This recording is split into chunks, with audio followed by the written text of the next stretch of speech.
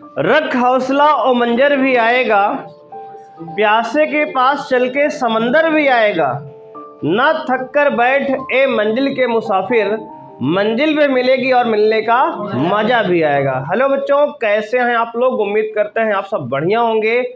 तो आज की क्लास में हम लोग बात करने वाले हैं वैद्युत द्विध्रुव के कारण अक्षीय स्थिति में वैद्युत क्षेत्र की तीव्रता का निगमन। बच्चों तो आप लोग लगा लीजिए हेडिंग, वैद्युत द्विध्रुव के कारण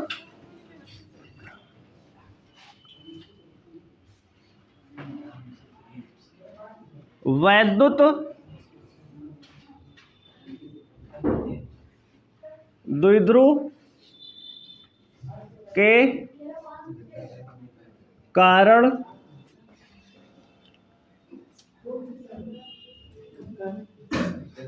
अक्षीय स्थिति में वैद्युत क्षेत्र की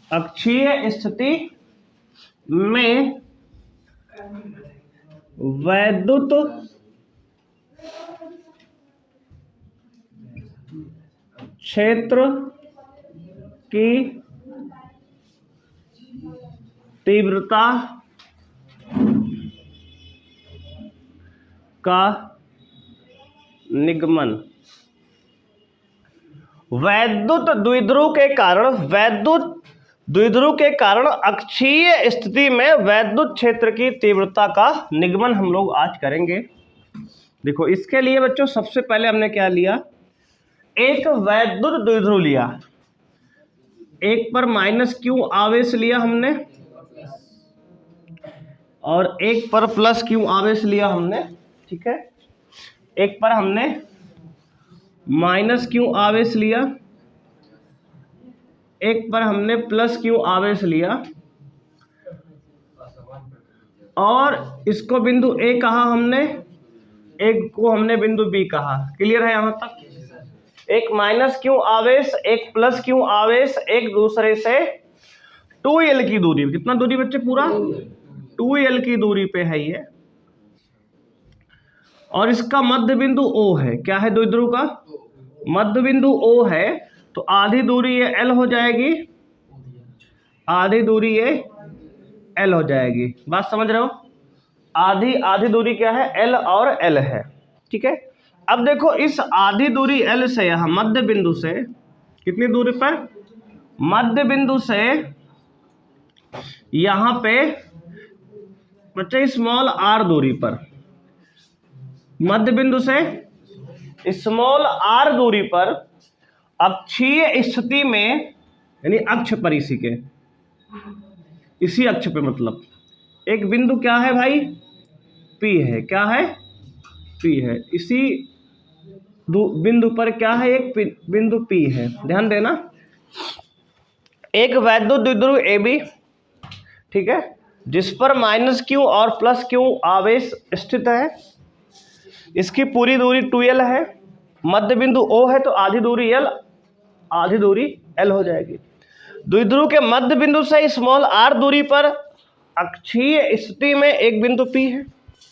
इस P बिंदु पर हमें इन दोनों आवेश के कारण वैद्युत क्षेत्र की तीव्रता ज्ञात करना है। बात समझ में आई? हमारा मोटिव मकसद क्या है? हमें बिंदु P पर वैद्युत क्षेत्र की तीव्रता निकालनी है। अच्छा, हमें ये बताओ, इस प्लस वाले Q के कारण, प्लस Q आवेश के कारण वैद्युत क्षेत्र बिंदु P पर किधर होगा? उससे दूर कि इसकी तरफ? इससे दूर होगा। सब लोग जानते हो भाई कि प्लस क्यू आवेश के कारण वैद्युत क्षेत्र की तीव्रता इससे दूर की तरफ होती है, बाहर की तरफ, है ना?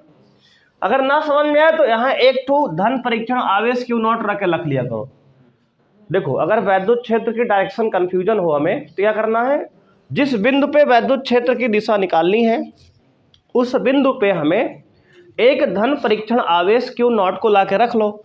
अब क्यू नॉट पे ये जो आवेश है हमारा, जिधर बल लगाएगा उस पर क्यू नॉट पे, वही दिशा वैद्युत क्षेत्र की होती है। ऐसा आपको हमने वहां भी समझाया था, बताया था तो ना। तो यहाँ अगर क्यू नॉट रखेंगे आवेश लाकर, तो ये प्लस इनमें प्रतिकर्षण होगा, उधर भगाएगा दूर की तरफ। इसका मतलब ये वैद्युत क्षेत्र की तीव्रता ई, इसको नाम दे दे बी, ई बी कहे। क्यों? क्योंकि बी वाले आवेश के कारण है। इसको नाम दिए ई बी। ठीक है, ई बी वेक्टर इधर है ना। ठीक है, अब ये बताओ, ध्यान देना हमारी बात को। और दूसरी बात देखो, इसको हम बड़ा बना रहे हैं, इसका रीजन आपसे बाद में पूछेंगे हम। इसको क्या बना रहे हैं, बड़ा बना दिए, ध्यान देना। और भाई देखो, अब माइनस क्यू वाले आवेश के कारण वैद्युत क्षेत्र की तीव्रता उधर की इधर, हाँ माइनस क्यू की तरफ होगी, क्योंकि माइनस नेगेटिव आवेश के कारण वैद्युत क्षेत्र की तीव्रता उसी की तरफ होती है ना, उसी की तरफ। मतलब ये ई ए इधर होगा, ई ए इधर ही होगा, ई ए इलेक्ट्रिक फील्ड यानी वैद्युत क्षेत्र की तीव्रता ए वाले आवेश के कारण, नेगेटिव वाले आवेश के कारण ई ए। अब देखो, हमने एक बड़ा एरो बनाया, एक छोटा एरो बनाया। इसको समझने के लिए रुके रहो, बताते हैं क्यों ऐसा। ये बताओ, ये इस नेगेटिव क्यू आवेश से बिंदु P की दूरी क्या है? ये दूरी बोलो भाई। ये R है, ये पूरे देखो, ये R है और ये आधा L है, ये R है और ये L है, तो ये हो जाएगा R प्लस L। बात समझ में आई कि नहीं आई? कोई दिक्कत? देखो, ये R है और ये आधा L है, क्योंकि ये पूरा 2L है ना, तो आधा ये L है, तो R प्लस L। अभी बताओ, ये नेगेटिव वाले आवेश से इस बिंदु P की दूरी क्या है? नेगेटिव वाले आवेश से ये R है और ये L है, तो R में से L घटा दो, R माइनस L। समझ में आया कि नहीं आया? दोनों की दूरी निकाल लिए, कोई समस्या है? बोलो यहां तक। तो हमने कहा इस वाले माइनस वाले आवेश से बिंदु P की दूरी R प्लस L है, इस प्लस वाले आवेश से बिंदु P की दूरी R माइनस L है। यहां तक क्लियर? मामला एकदम स्मूथ है। अब देखो, अब क्या करोगे आप? अब देखो, बात को समझो। अगर आपसे हम ये कहें कि ये बताओ कौन सी तीव्रता, मतलब EA और AB में कौन बड़ा है? EA और AB में कौन बड़ा है? EB। बहुत सही। इसीलिए देखो एरोस की बड़ी बनाए हैं हम। आपको भी एग्जाम में ऐसे ही करना है, जो बड़ा होगा उसकी एरो बड़ी बनाएंगे। मतलब वेक्टर क्वांटिटी है तो उसकी एरो बड़ी बनाएंगे, नहीं नंबर स्कूल में काटा जा सकता है आपका। बात समझ रहे हो कि नहीं? एरो आपको बड़ा बनाना होगा, जो बड़ा है उसको बड़ा बनाओ, जो छोटा उसको छोटा बनाओ। मतलब वेक्टर क्वांटिटी है, छोटा बड़ा हम दिखा भी रहे हैं उसको बात में, क्योंकि भी बड़े में छोटा घटाएंगे। नेट वैद्युत क्षेत्र अपोजिट दिशा में है ना दोनों।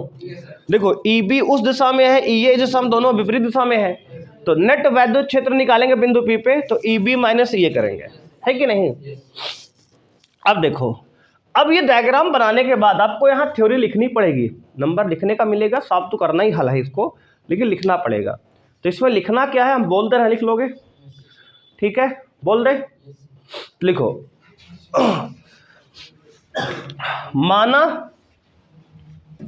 माना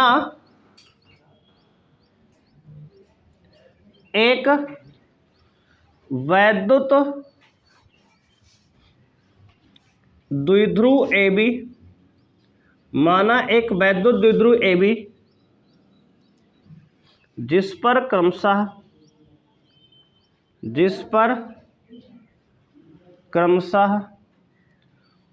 -Q व +Q बिंदु आवेश स्थित है, एक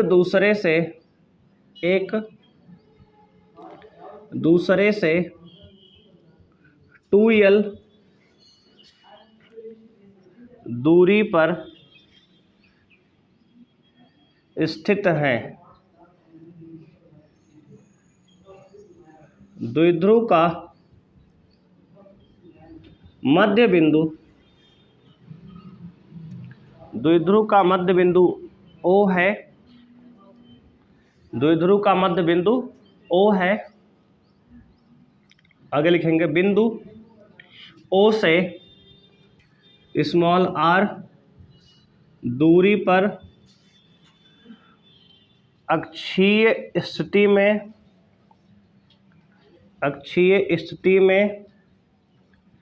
स्थित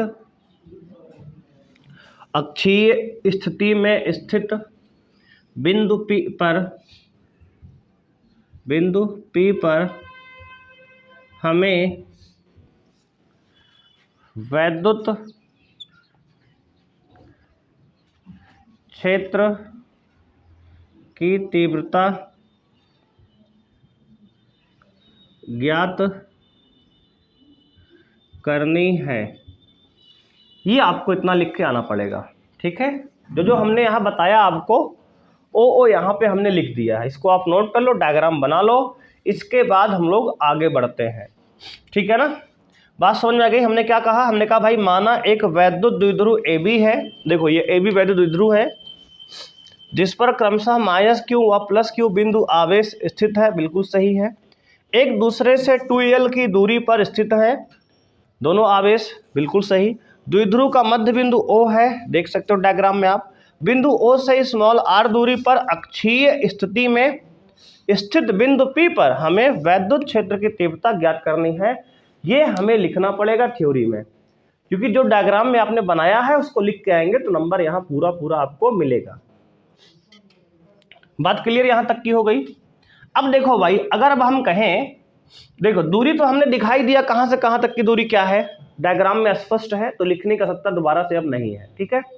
अब देखो अगर हम कहें आपसे कि +q आवेश के कारण बिंदु P पर वैद्युत क्षेत्र की तीव्रता, तो क्या लिखेंगे लास्ट में, अब लिखेंगे +q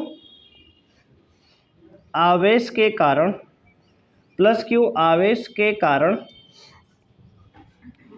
बिंदु P पर वैद्युत क्षेत्र की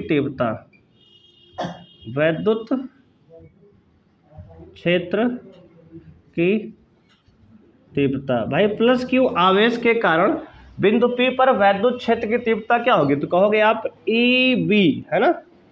EB बराबर क्या होगी, देखो वैद्युत क्षेत्र की तीव्रता हमने बिंदु आवेश के कारण पढ़ी है, कब, तो भाई परसों की क्लास में ना। फॉर्मूला क्या था, बिंदु आवेश के कारण तीव्रता थी E बराबर KQ/R², है ना। ये फॉर्मूला होता है, ये है ना, इसका इस्तेमाल करेंगे हम। देखो KQ/R² का, देखो EB बराबर क्या होगा, K कांस्टेंट, Q की जगह Q ही है, अपॉन R², R की वैल्यू क्या है, +q के लिए कहोगे R-L, देख लो +q के लिए दूरी की वैल्यू क्या है, R-L, तो यहाँ आएगा R-L का होल स्क्वायर। बोलो यहाँ तक कोई समस्या किसी को। अब ये बताओ इसको इक्वेशन नंबर क्या मान लेते हैं भाई, 1 मान लेते हैं। अब हमें ये बताओ इसकी डायरेक्शन किधर है, B से P की ओर ना, B से P की ओर, तो इसको दिखा देंगे ऐसे, देखो B से P की ओर एरो दिखा देंगे, B से P की ओर, ठीक है। ये दिशा दिखा दिए इधर ब्रैकेट में, क्या दिखा दिया, B से P की ओर इसकी दिशा है किस, वैद्युत क्षेत्र की। बात क्लियर यहां तक की। अब बिल्कुल सिमिलर ऐसे अगर बोले हम -q आवेश के कारण, तो -q आवेश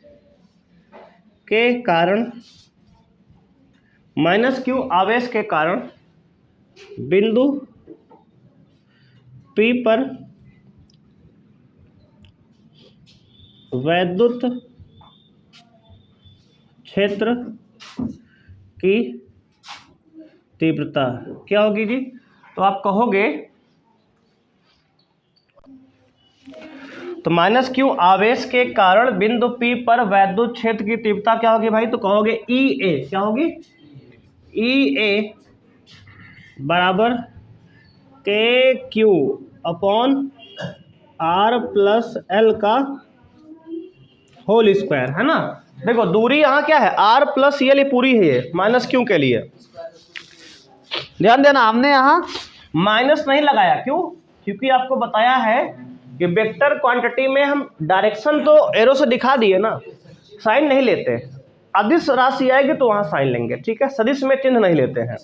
नोट में लिखवाया था हमने कि जब सदिश राशि आएगी चिन्ह नहीं लेंगे, लिख लो बात को, अदिश में लेंगे, ठीक है।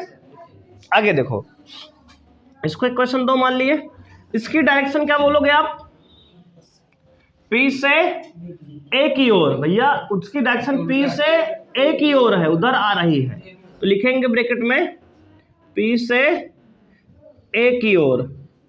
बात क्लियर है, इसकी दिशा P से A की ओर है। बोलो कोई समस्या यहाँ तक है? इसको ऊपर ये थ्योरी आप लिख लिए, इतना मिटा लें पहले। चलो आगे देखो, आप इसकी थ्योरी मिटाते हैं पहले भाई, ध्यान देना।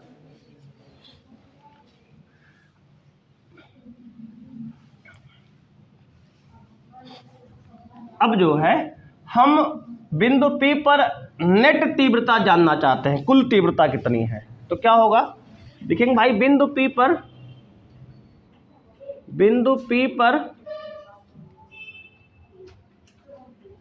कुल तीव्रता, बिंदु P पर कुल तीव्रता क्या होगी, देखो ई नेट, भैया ई नेट क्या होगा, तो कहोगे देखो कौन बड़ा दिख रहा है आपको, EB बड़ा है, तो यहाँ लिख देंगे क्योंकि EB जो है EB जो है बड़ा है किससे, EA से। समझ में आ रहा है क्यों बड़ा है, क्योंकि भाई कम दूरी पे है तीव्रता ज़्यादा होगी, ज़्यादा दूरी पे है तीव्रता कम होगी।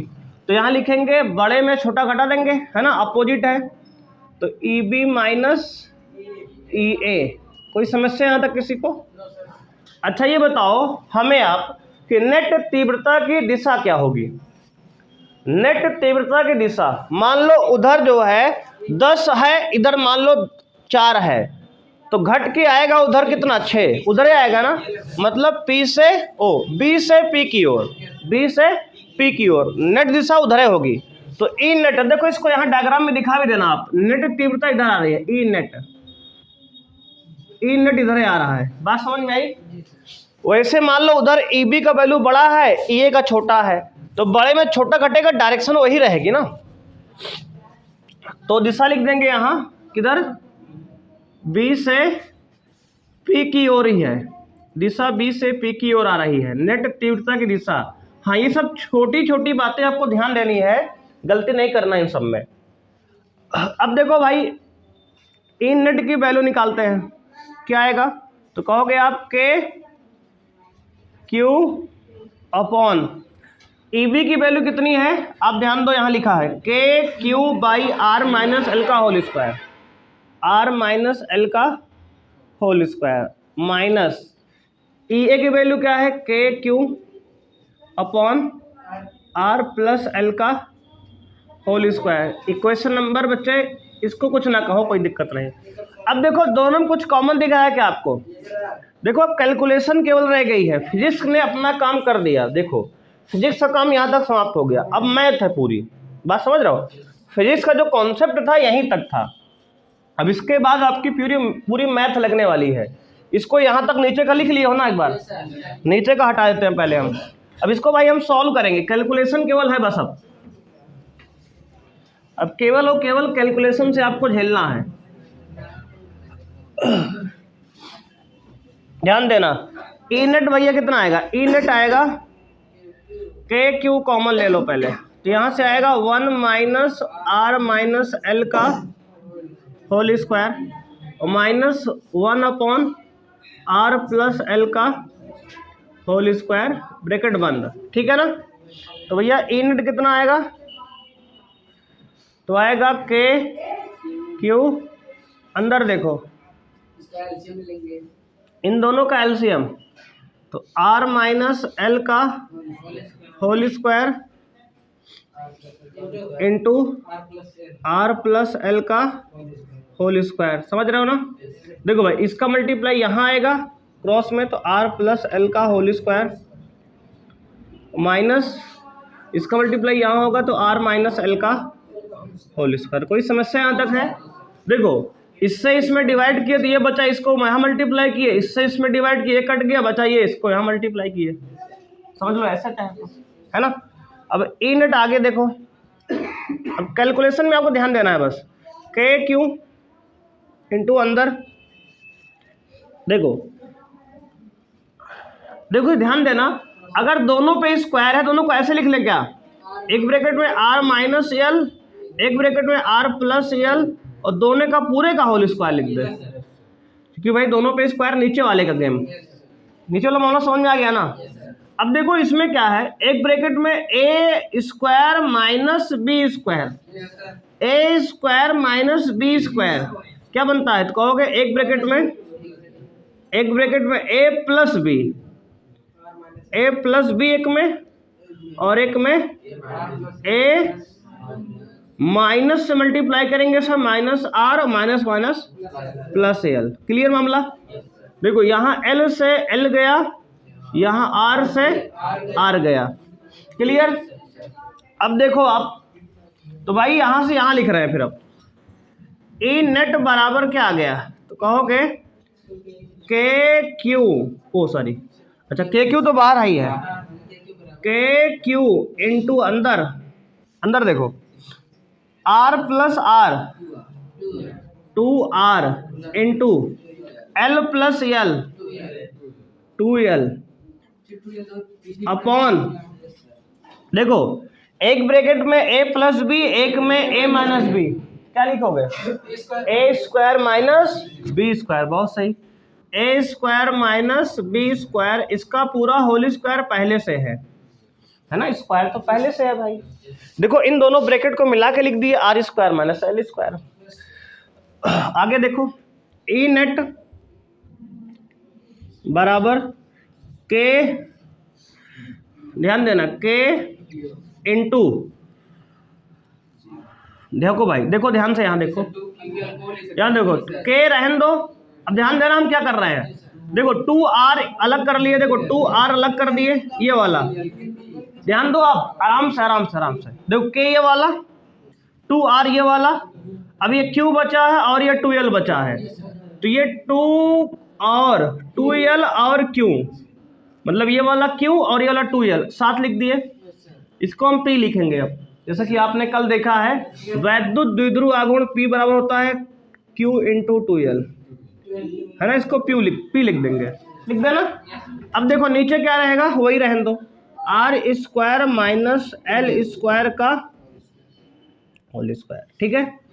अब देखो भाई ये हो गया ए नेट बराबर, ए नेट बराबर, देखो के 2r ये और ये p हो गया, 2r और ये p हो गया, अपॉन में R square minus L square का होल स्क्वायर, ठीक है। यहाँ तक कोई समस्या बताओ, अभी हुआ नहीं पूरा सॉल्व ये, ठीक है। इसको यहाँ लिख दे रहे हैं हम स्पष्ट, क्या दिख रहा है, K into 2r into P upon are square minus L square का होल स्क्वायर। यहाँ तक समझ में आ गया ना।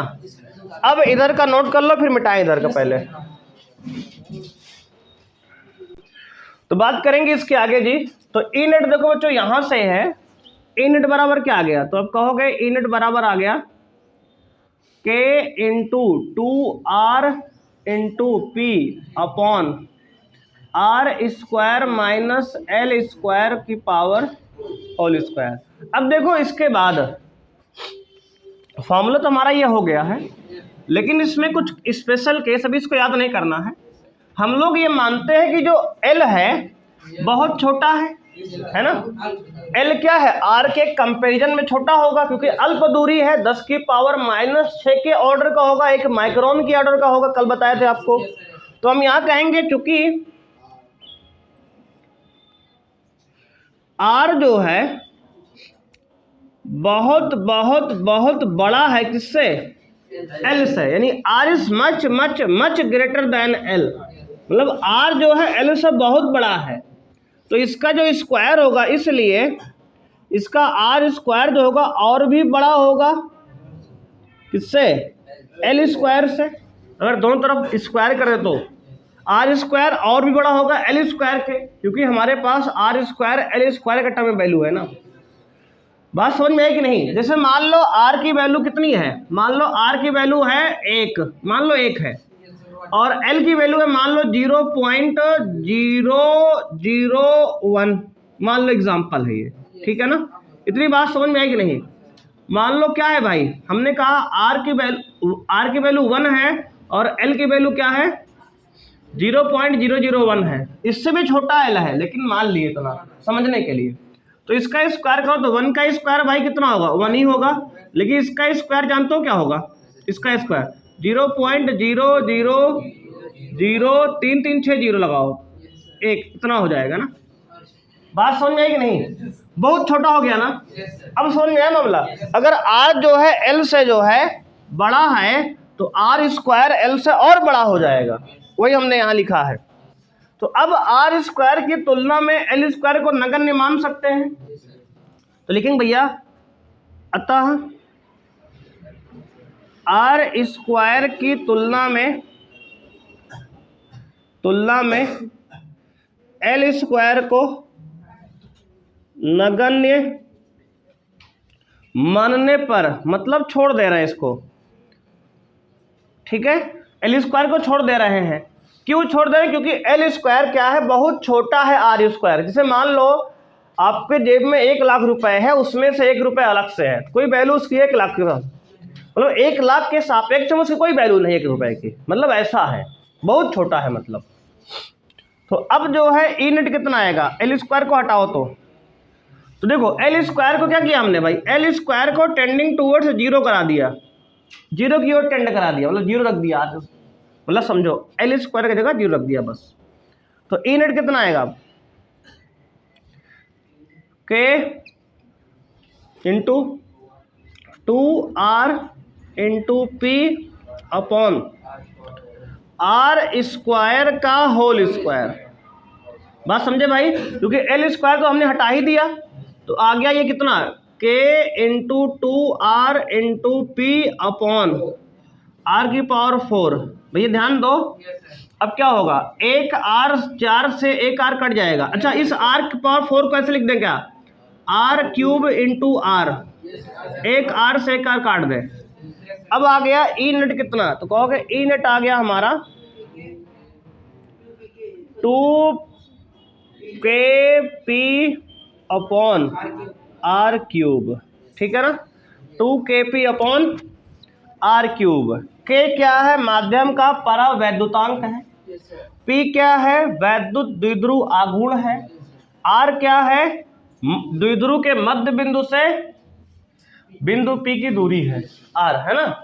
अब ये स्केलर है, अदिश है, क्या है ये भाई, ये अदिश रूप है। कैसा है, अदिश रूप। अगर आपसे कहें इसका सदिश रूप क्या होगा, तो देख लो इसका सदिश रूप क्या होगा, यही देख लो, सदिश रूप जितने भी इस वेक्टर क्वांटिटी हैं, सदिश राशि हैं, सबका सदिश रूप लिखेंगे हम। वेक्टर E बराबर होगा 2kp बटे R क्यूब। देखो भाई, ये तो मैग्नीट्यूड है, डिस्टेंस है, R क्यूब ये तो दूरी है, K नंबर है, 2 नंबर है, बचा कौन, P। P क्या है, सदिश राशि है। जितने भी सदिश राशि है उसमें वेक्टर लगा दो, सदिश राशि बन जाएगी यहाँ पे, बस बन गया, यहाँ ये सदिश रूप हो गया, ठीक है। करना क्या है, कुछ नहीं, बस आपको सदिश राशि के ऊपर एरो लगाना है, वेक्टर का निशान लगाना है, जिससे वो सदिश रूप में आ जाएगी अपने। बात समझ रहे हो, तो ये सदिश रूप हो गया, ये अदिश रूप हो गया। हमें सवाल में कौन इस्तेमाल करेंगे भाई, ये वाला न्यूमेरिकल में वाला इस्तेमाल करेंगे, अदिश रूप, ठीक है। तो ये हमारा डेरिवेशन कंप्लीट होता है। यहाँ पे किसी को अगर कोई समस्या है यहाँ तक तो आप बता सकते हो, बोलो कोई समस्या किसी को है यहाँ तक समझने में। तो बच्चे आज की क्लास में इतना ही करने वाले हैं, हम लोग मिलेंगे नेक्स्ट क्लास में, और नेक्स्ट क्लास में निरक्षीय स्थिति में वैद्युत क्षेत्र की तीव्रता का सूत्र डिराइव करेंगे। और आपसे बच्चे उम्मीद है घर से आप थोड़ा पढ़ के आएंगे, ठीक है ना, एक बार रिवाइज करके आएंगे, निरक्षीय स्थिति भी आप पढ़ के थोड़ा आएंगे, जिससे आपको थोड़ा ज़्यादा समझ में अच्छे से आएगी। बात समझ रहे हो ना, तो पहले से हम टॉपिक बता दे रहे हैं आपको, आप थोड़ा घर से देख के आएँ किताब से। थैंक यू बच्चे, बाय, मिलते हैं नेक्स्ट क्लास।